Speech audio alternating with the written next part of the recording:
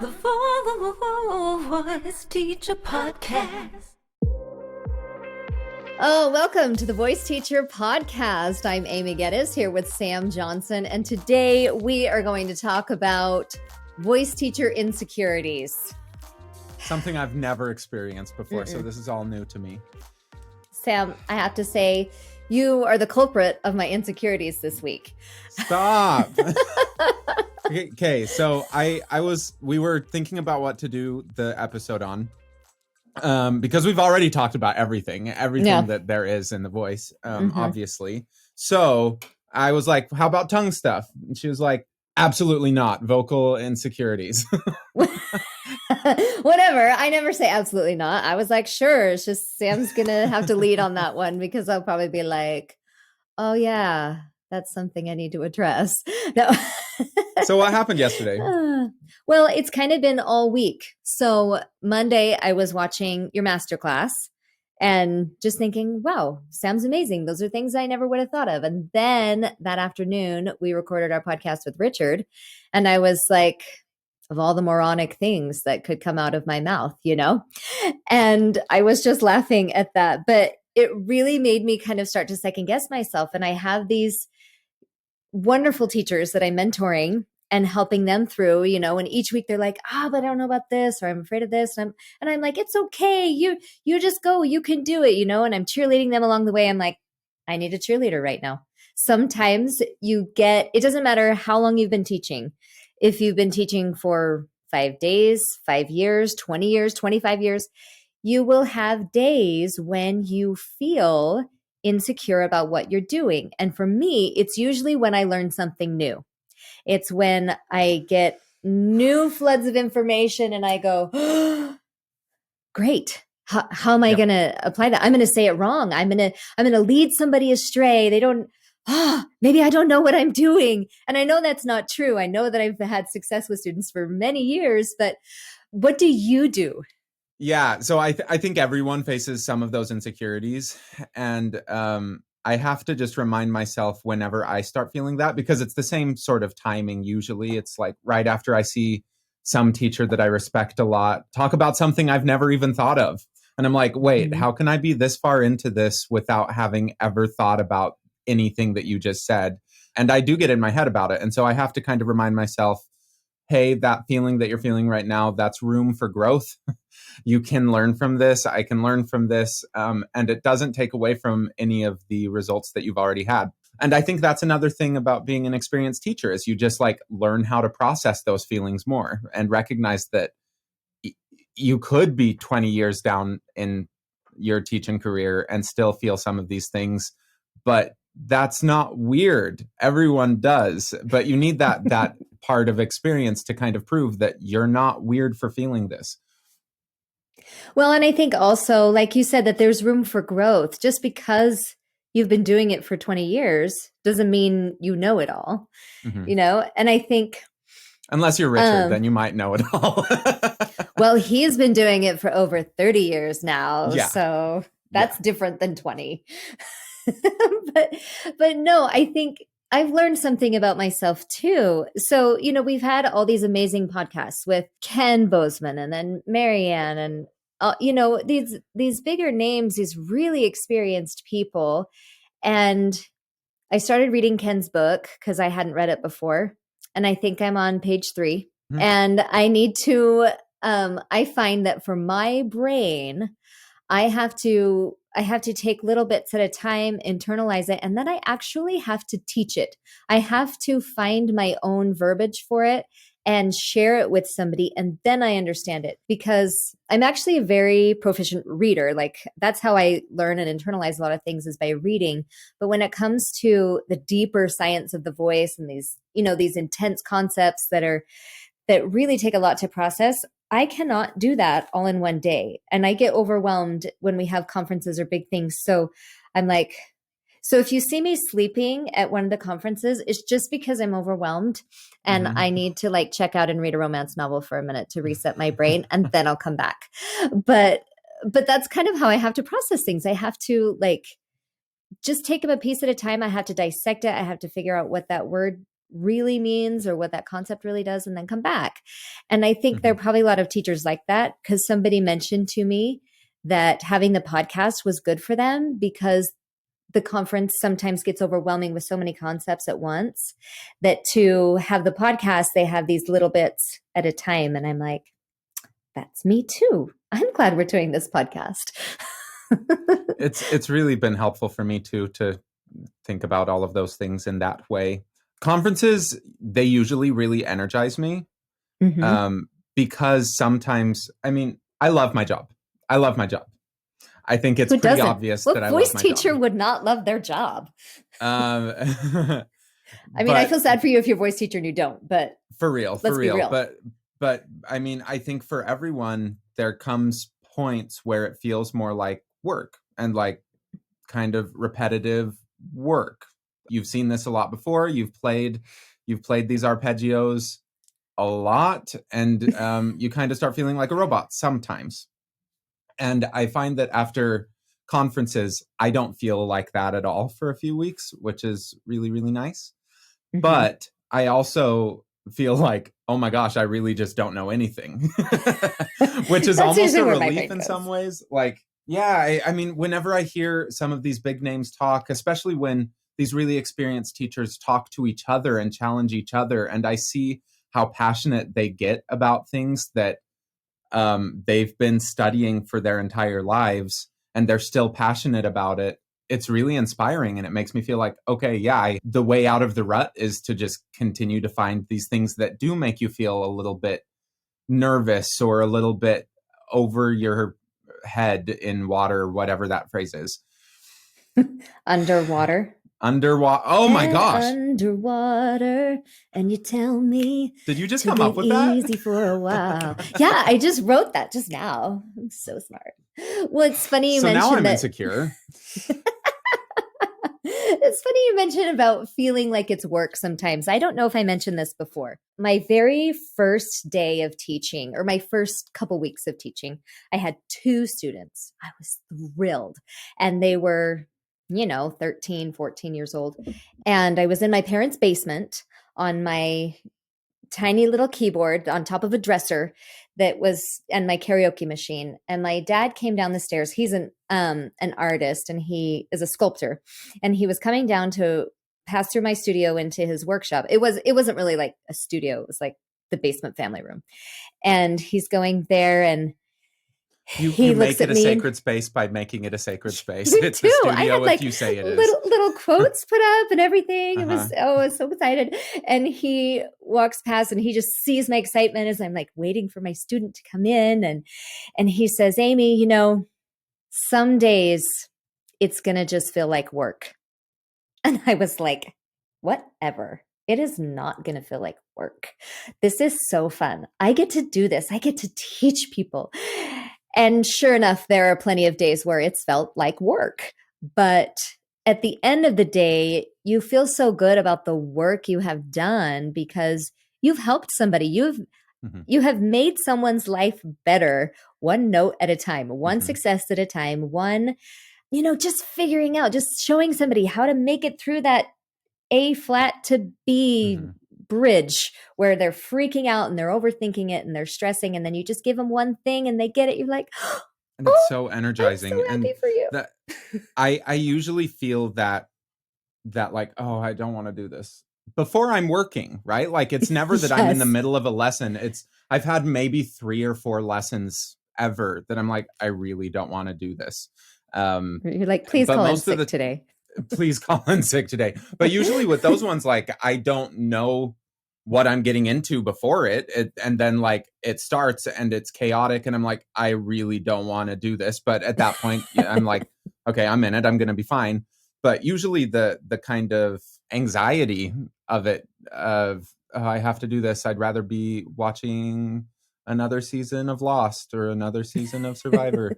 It's before I start teaching, and then I start teaching and I become very energized. And I think that's one of the reasons that I keep coming back to this, and that kind of validates, no, I do know what I'm doing. I do know what I'm doing. These people keep coming back to me. Even if I'm feeling kind of weird, they're getting something out of it. I guess that like my insecurities, like they're valid, It's fine for me to feel those things, but I don't need to let that define me. Agreed. Agreed. I love that. I love how you said that. And as you talk about anxiety, I've struggled with anxiety for years. I mean, we've talked about my OCD tendencies, right? There's often a debate about being a mother and working from home or working outside of the home. There's lots of ways to go about that. I mean, and I believe moms are just doing what they feel they have to do. And for me, I am so glad that I have always kept my studio open, because even when there are days when I didn't want to teach, there were days when I would feel severe anxiety, whether from teaching or from other things in my life, just other emotional swings that I'm going through. And I found that when I turned myself to my students and my studio, I was able to forget my own problems. It's such a blessing and a therapy to say, hey, let me help somebody else. Let me help you with something that you're passionate about and that I'm passionate about. And that is one of the things, it was like medicine for me to kind of help me through some of those really hard days. I mean, usually we're talking like postpartum depression type of days, women. I know many of the voice teachers listening to this are women with children, and they probably have experienced these same things. So, hopefully this gives them encouragement to just know that you don't have to be teaching full time, but sometimes just those couple lessons a week, if that's all you're doing, but it's medicine for you, it's good. It's good. It's a service. Even if you're getting paid for it, it's still service. You're helping other people. And I think that is just one of the great benefits of being a voice teacher, is that you can just do something you love and help somebody else while you're doing it. So even if you feel insecure, even if you think you don't know what you're doing that day, you are doing some good. If anything, just for your mental sanity, to be there for your family. Yeah. And to just like get out of your head for a second and into the moment. Because have you ever heard people talk about depression is getting stuck in the past and anxiety is getting stuck in the future? Oh, I like that quote. No, but that's a great way to put it. It really kind of makes sense. I mean, this is obviously not a mental health podcast. This is just through my experience. But I mean, I am not who I am without that, like without my anxiety and my depression and all of these other things, like have contributed to make me who I am. It's not like there's this Sam underneath the illness. It's like, no, this is all just part of who I am. And in some ways it's benefited me, and in other ways it's been a real struggle. And so I was like really lucky for my first main mentor to be Terry Stock, who is just excellent at all of that stuff, and made me feel I don't like the word normal, but normal.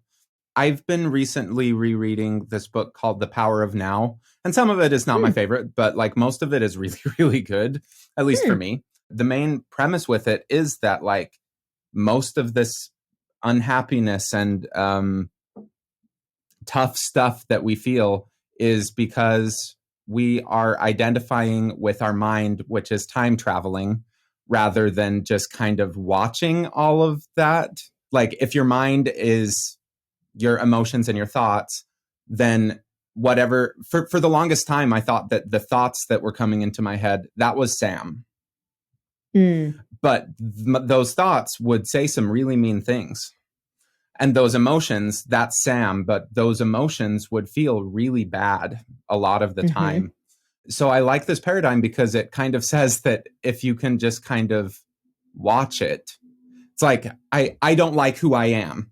That implies that there are two I's. There's the I that is thinking it, that you identify with the mind. And then there's the I that is watching that. And so I've found a lot of value in just playing with those thoughts of thinking, okay, yeah, my thoughts are going wild. Do I have to really go for that? Do I have to believe that? Or can I just use that as a tool? And maybe right now that tool isn't benefiting me. And then, I mean, the book is The Power of Now. So the antidote, they say, is to get into the present. And what you were saying of like, when I'm feeling all of these insecurities or I'm feeling the anxiety about teaching, as soon as you're with that other person, you're with them. And it's in the now. You're not like mentally time traveling, because there is no past. Like that's at this point, it's just what's in our head.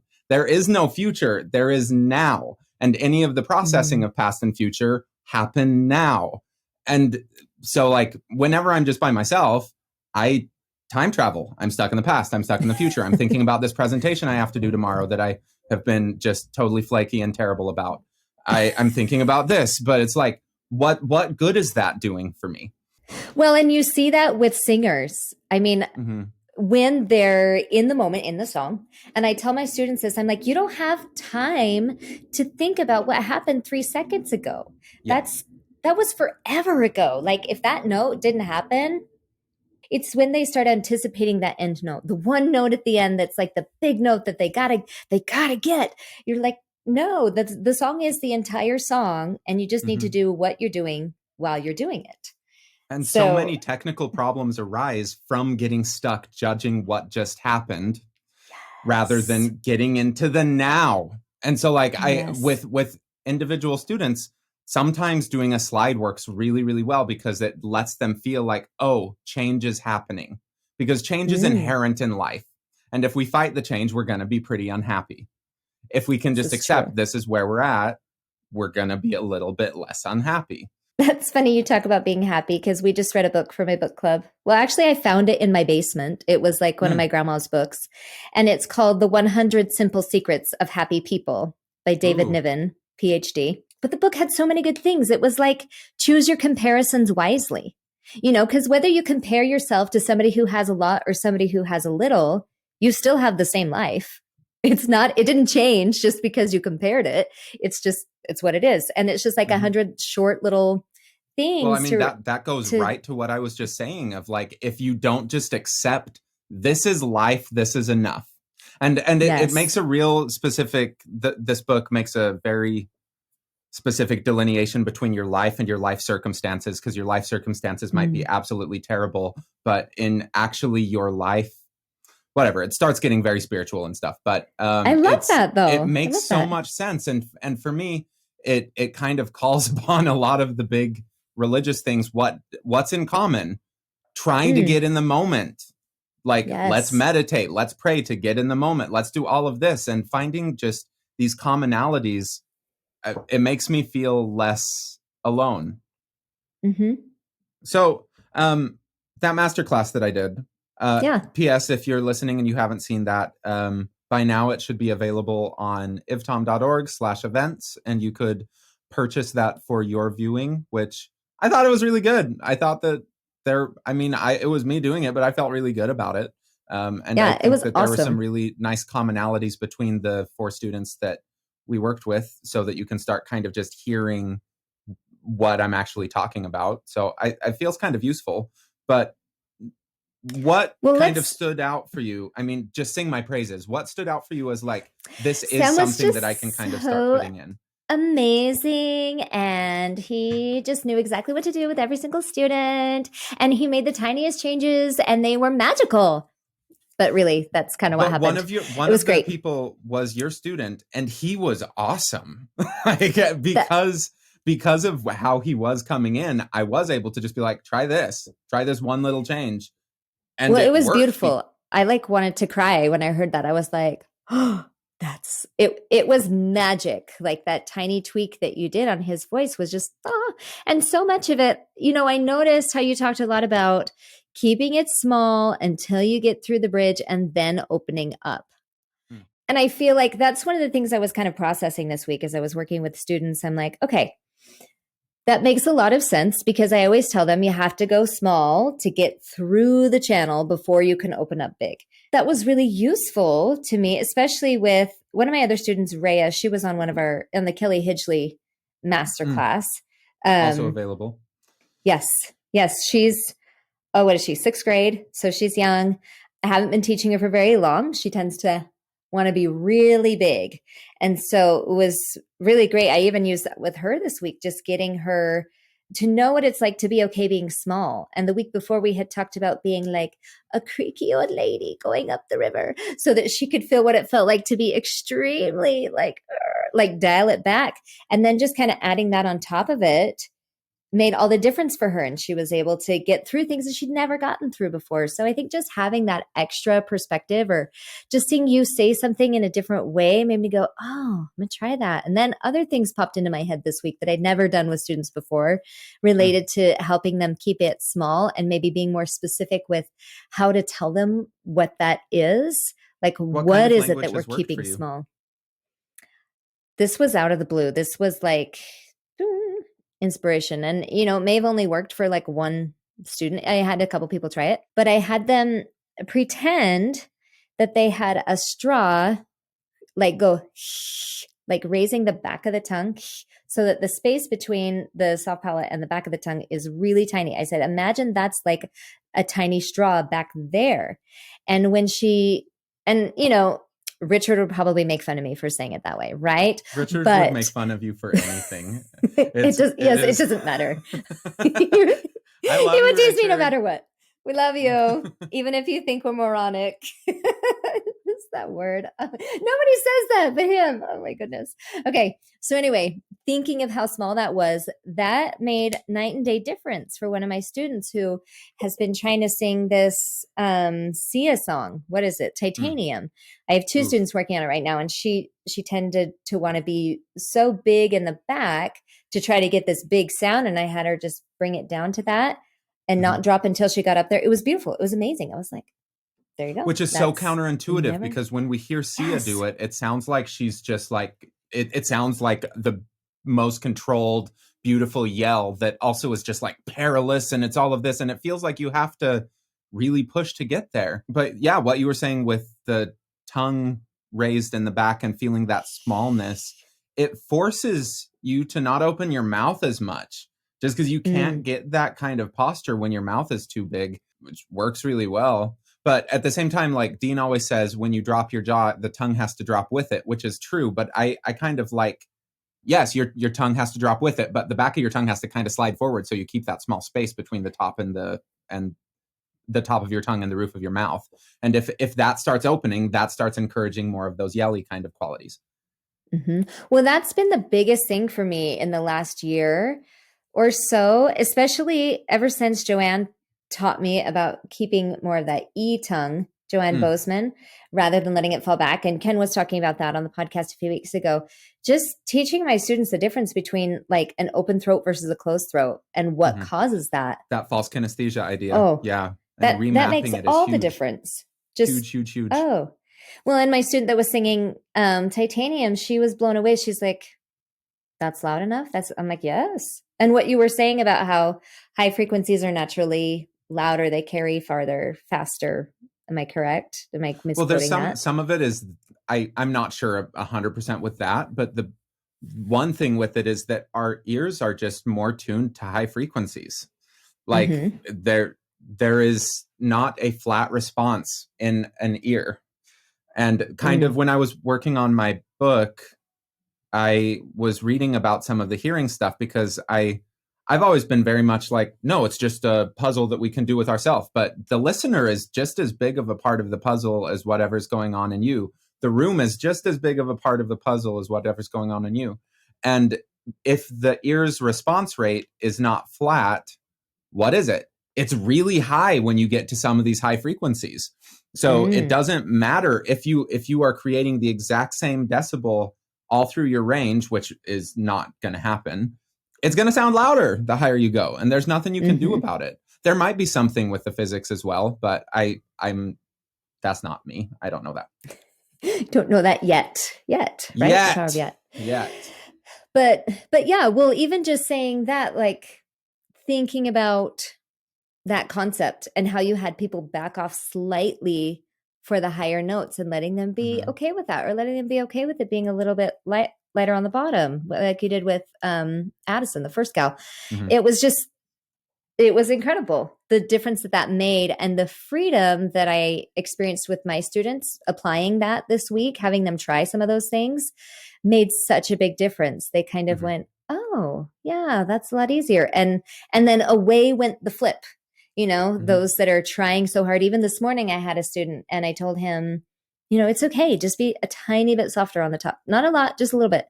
And he did. And he was like, oh, that's That's so But much easier. it's I'm not messy feeling because I that think most force. people, when we ask them to do that, it's like, okay, they're yelling. Ask them to be a little bit quieter. Okay, so how can I yell quieter? How can I keep this exact same approach and just go a little and quieter? Then they start yelling. They start yelling through the whisper, which doesn't do any Yes. of the stuff. And so, yeah, it's very fun. And getting used to the idea that, oh, actually, I have no idea what this is supposed to sound like. I have no idea what this is supposed to feel like. That's why I'm at my teacher, because like it's just not working. Maybe if I do make one of these changes to something else and it sounds different or feels different, maybe that's the whole point, is that like it's gonna be a little different than you expected because you couldn't figure it out on your own. And the same thing with what you're talking about with this, of sometimes we need to go to another teacher, even for just a moment, to get a different perspective or different language to talk about the same stuff. And then like your regular teacher can kind of integrate all of that. I have this one student who, like, she comes to me maybe once a year max, and she works with her regular coach throughout. And I've seen her for the last like 3 years. We've only had 4 lessons, but we had one this week. And like, same thing with a student like that. I'm not like, okay, this for next week. It's like, how can we just start adding different language to the things that you're already experiencing, so that maybe you can connect that language in a slightly different way? Because the way that we use language really shapes how we see the world. And if you can introduce just one slightly different label to whatever you're already feeling, and then say, maybe this is okay to do this, or this isn't inherently wrong, it's just a different choice, then they just like play with things in a slightly different way. And if you're working with one teacher for 7 years in a row, you'll probably learn a lot of stuff, but you'll probably hear the exact same language a lot. And the second that someone else says a slightly different label to the things that they've already felt a billion times when they've accidentally been practicing and they just didn't know that's right, or that that's okay, suddenly a different door opens. Right. Well, and it's interesting you say that, because in college, I noticed 2 different kinds of voice teachers. There were the kinds who assumed they knew it all, and the kinds who still continued to study. And the ones who still continued to study were the ones that I wanted to study with, because even, at a college professor level, they knew they could still learn more. And I don't know, as I get older, and now I'm at the age where I think Dean was when I met him. He'd already had a lot of success with a lot of celebrity students. And obviously he's an incredible musician, and his experiences were very different than mine. But as I go through this week and I kind of go to this point, I think, okay, now I'm at the age where I've been teaching as long as some of my mentor teachers were when I started with them. So, and they were still willing to learn. And now I really know why, because even though I've been teaching this long, I can see how much more I need to learn. And now I respect them even more for asking so many questions at conferences, because I went in thinking that they were the ones that knew it all already. They already had the answers. Why did they need to ask questions? But they did. And now we're all better for it. And we're all finding that, oh, we can share that. We can all grow. I don't know. It's kind of neat. It's the yes and like the more that, even when these people who already know a lot, they're like, yes, and this, and then they use their experience to build off of any of these newer ideas that might have arisen independently. But like, and in some of my YouTube videos, like I'll watch these brilliant performers, just wonderful, and people will be like, I there's nothing they could do different. And maybe that's true. Maybe like they're singing perfectly and everyone loves it and they're communicating perfectly and all of that, whatever. They probably still feel insecure. I mean, I don't know what Ariana Grande feels insecure about. I don't know what Pavarotti felt insecure about. And it's okay. It's okay to be human. It's not only okay, it's like, that's just what it is. And it's that kind same of part idea of life. Can we accept that that's what it is and just say, yeah, that's fine. And that's just a part of everything that is. And I can accept that. Or do we fight it? Do we say, no, I don't want this to be what it is. I don't want this to be what it is. When I think there's difference between thinking, yes, my life situation can be better. Yes, the world can be better in these ways that I'm going to continue to help things. But also what it is right now, I'm okay. Things are going to be okay. Well, and you're fooling yourself if you're thinking that you have to be perfect to teach, or that once you get to a certain spot, you will be perfect It's never in going to life. happen. That's not in life. It's never going to right? happen. You get all of your problems solved and you're going to come up with some new problems. Yep. You're going to come up with new ones. It's true. But But they're hopefully just they're different small problems. situations. They're puzzles. If you look at them like puzzles, and that life is just a series of a varying level of difficulty puzzles. And some people get really, really challenging puzzles and some people get super easy ones. You're still going to get those puzzles over and over and over again. Right. And you might get a hard one at the same time. Someone else gets an easy one and be tempted to compare. And then the tables will turn. Well, thank you for bringing this topic up. This was cool. This was fun. Well, thanks for chatting about it. It's always fun to kind of know that you're not alone. And I'm glad to know that you have insecurities too, Sam, because after the Masterclass, I sure was like, Sam doesn't have any insecurities. He just knows it all. So that's, I guess, really one of the other things that I try to work on with my students is like, yeah, you're going to feel these things. Don't show it. Do your best to just not show it. And and that's another part of just recognizing that you can be the watcher of all of these feelings coming through, all these judgments coming through, of saying, yeah, these judgments are going to happen. I'm not going to immediately identify with it and show on my face that I just totally botched that last note. I'm going to just keep going. And most of your audience is never going to notice. There are going to be some times that obviously it's a big enough woo and everyone knows the song and you just totally got all the words wrong or whatever. But even then, it's just keep going. What's the point in dwelling in that last part? Just find the now again. Well, it's like the concept of meditation you were talking about. Just let the thought come in and go out. Just let it go. A lot of these things keep coming back to that meditation thing for me, which is a thing that I've kind of studied and practiced on and off. But I've always recognized when I do this, I just feel good. It doesn't matter why I feel good to me at this point. It's just if I do this, I feel better. And that matters to me because feeling bad isn't fun. Just meditation. But I mean, teaching is a part of it. And it because it's not just meditation to me isn't just sitting and focusing on your breath. Meditation is bringing your awareness to where you are now and recognizing when these other things come in, when these other thoughts come in, when these judgments come in, and then labeling them. And that's something from more traditional meditation, from Headspace, not a sponsor, that they always bring up of just noting, focus on your breath. Whenever you notice that there is a thought or a feeling that comes through, just say that is a thought or that is a feeling, and then try to bring your attention back to it so that it starts getting away from continually value judgmenting and identifying with those things and just saying, cool, I'm here now. Yes, that's going to come through. You are a tool. You are not serving me right now. I'm going to focus on now again. And the more that you do that, you just get better at bringing your focus back to it. Neuroscience, we know that you can't really focus on more than one thing at a time. As much as people want to pretend that they can multitask, you can get really good at bouncing your focus back and forth. And the people who are super good at multitasking are really good at bouncing their focus back and forth between two things. But anyway, I'm very interested in all of this stuff. You really hit on a bunch of things that I'm very passionate about today. I can tell. But I mean, just to kind of sum it up, in the words of Damien from Mean Girls, 'cause when you feel attacked, that's a feeling, not a fact. Don't jump online and react. Girl, you really need to stop. Thank you for listening to our podcast today. I just wanted to sing for you. Reminder, if you want to go see some videos of me teaching, of other people teaching, of all of this, go to IVTOM.org/events and watch them and then practice. Yay! Yes. Okay, thanks everybody. We'll see you next week.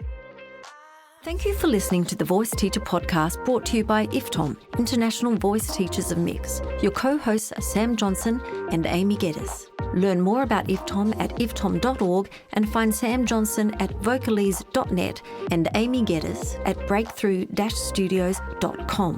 Voiceover and theme song by Maz Mazak, and this podcast is edited by Amber. You have been listening to The Voice Teacher Podcast.